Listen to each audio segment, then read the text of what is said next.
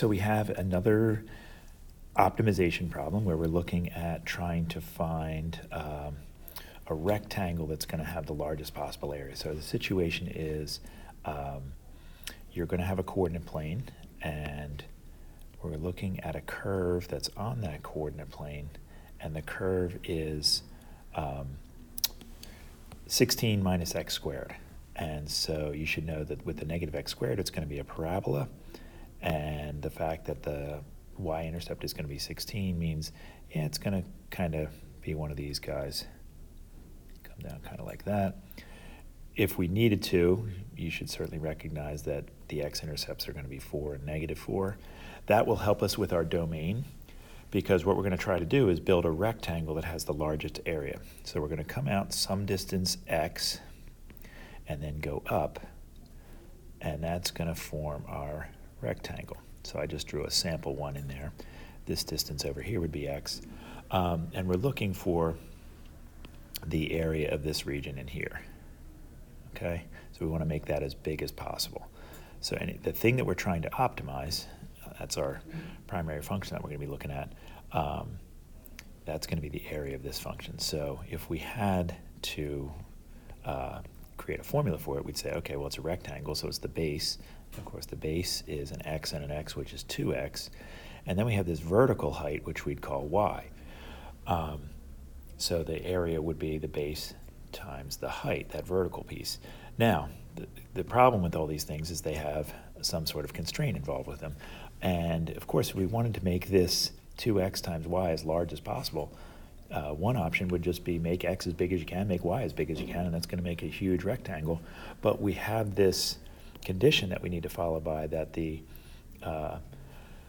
point that we go out here has to fall on this curve, 16 minus x squared. Well, that's really convenient for us, because if I know that for whatever x value I go to, this height will be the y value, and that y value is 16 minus x squared.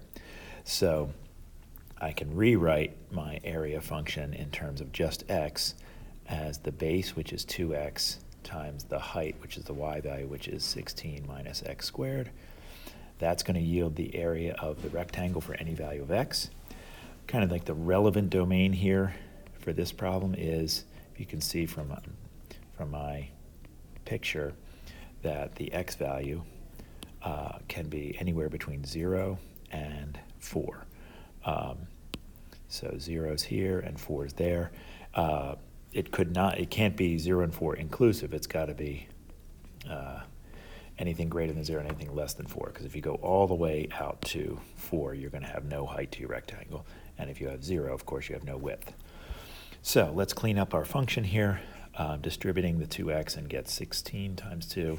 I guess I want to write that as 32x minus 2x cubed. And that's our area function in terms of x. And the way we're going to maximize that is to find its derivative and know when that's going to be equal to 0. And so we'll set that equal to 0. Of course, it's not going to be undefined anywhere. And so we get 6x squared is equal to 32, or x squared is equal to 32 over 6, which of course is 16 over 3. So if x squared equals 16 over 3, then we can take square roots of both sides. We'll respect the plus or minus for now. So we've got this plus or minus square root of 16, which is 4 over the square root of 3. However, for our domain, x has to be a positive value, so we can eliminate the negative one. And we now have a critical number at x equals 4 over root 3. And again, if we were just going to graph this function, what we now know is that at 4 over root 3, we know this function here would have a horizontal slope. But that's all we know. For all we know, it could look like this and go like that, and maybe that does not represent a max or a min. Most likely, I've talked about this a lot in class, it's going to be a max or a min. And for all practical purposes in these problems, they always work it out so that it's going to be what you're looking for. That's going to yield a max. But to justify that result, to provide some evidence, I've been consistent with saying, hey, I think the second derivative test, this is where it really comes in handy. Because if I look at the second derivative of our area function, it's just the derivative of this, which is negative 12x.